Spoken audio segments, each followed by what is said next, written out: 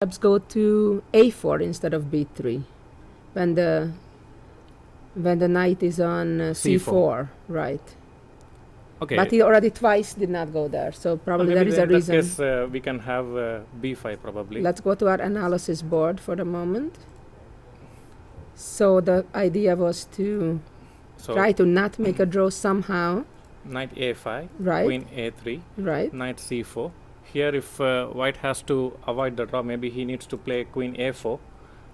And but it may be a risky thing. We have a similar position with Knight c3, Queen c4, which we had seen earlier. Oh, and then the Bishop d4 business, yes. that they may see more than what we in our quick analysis. This position is quite interesting. And the other option is probably he can try to play b5 and play for some initiative. Where of course white has to do the en passant again, that special move. Again. And then probably either knight can take, but probably the c1 maybe, and then the queen needs to go to protect. A similar position. But black should be doing okay here, I think. Yes, maybe he can try c5 to use the pin. Yes, because white is very underdeveloped, so he can try to use some tactics in his favor. It's likely it might work.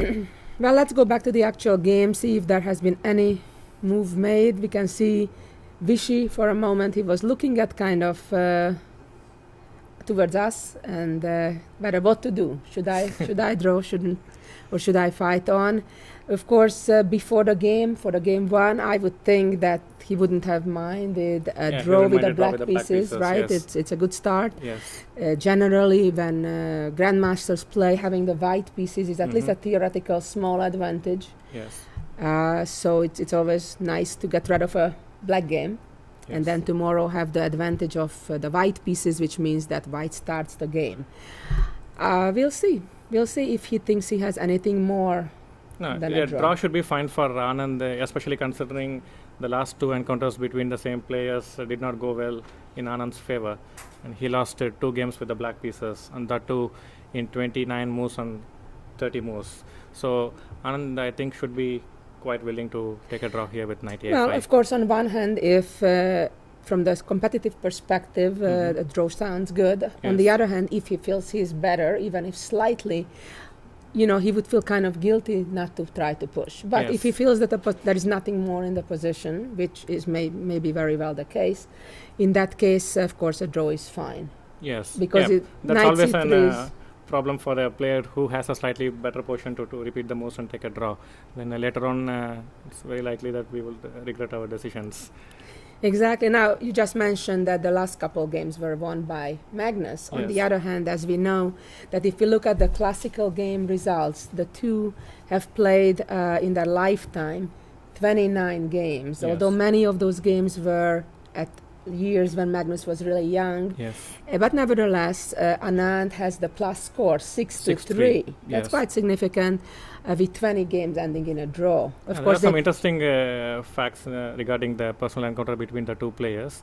The first 4 games which Anand and Carlsen's games which ended decisively, it went in Anand's favor. Anand won 4-0 against young Carlsen, but of course Carlsen was not the same many years before. Until 2010, the score was 6-1 in Anand's favor. Wow, that's huge. In the last 2 encounters in 2012 and 2013, Carlsen outplayed Vichy with the white pieces.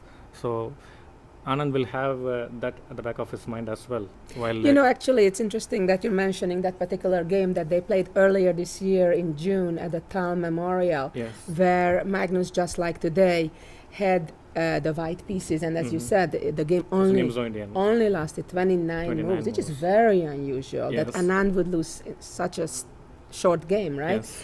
And I was looking at the game, and it seemed like seemingly without any major mistake. I think probably the crucial mistake was moving the bishop back to c8 very early before developing the other pieces. I think that put Anand in a lot of trouble.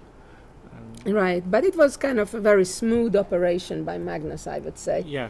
So, of course, after that game being their last encounter, I'm sure Vichy is generally happy with the draw. Now the question is if he can think of something better than just repeating the moves right now. And we cannot see, of course, right now on our screen whether they are still at the board or what's going on. Black is still thinking. Yeah. Right, Black is still thinking. Of course, he has a draw in hand. Yes. And that's a pleasant feeling. It's a relief. Yes, it is. It's certainly a relief. And, what would you do in similar position if you are in Anand's shoes? Well, I would certainly try to calculate.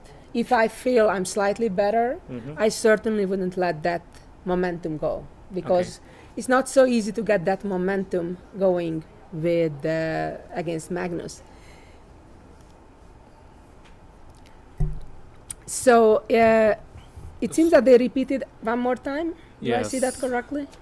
Yes. So on they move 13, we had move 14. White had played Queen A3, and we so they had twice this position. Twice. So now if Knight Anand C4, can then claim a draw, Knight C4 before playing Knight C4, he can claim a draw. And or it is important that he claims a draw before making the move Knight C4, because you need to call the arbiter and claim a photographic repetition that you are going to play Knight C4. And it's an important point the young players should remember. Exactly.